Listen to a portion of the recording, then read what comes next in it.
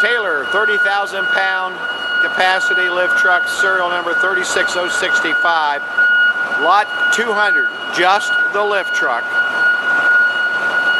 Operator moving the machine back. Or just pull it forward a little bit. Alright, that's the machine there. That's lot number 200, serial number 36065. Hour meter, 2,533 hours. Now we're going to scan back with the machine and the Cascade rotator. The rotator is now being picked up. It's being sold separately, the rotator at lot number 201. Keep in mind, this is to portray simply the rotator. Lot number 201. Arms being clamped in.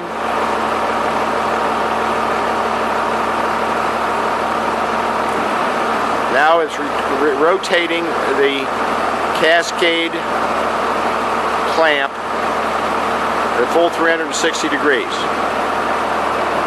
When viewing this video, keep in mind, once again, lot 200 is the lift truck. Lot 201 is a rotating attachment. Lot 202 is an overall lot. It's a combination sales. Call auctioneer's office for any further details. Clamp being put back in its original position.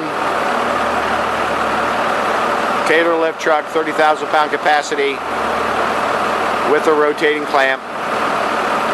End of video.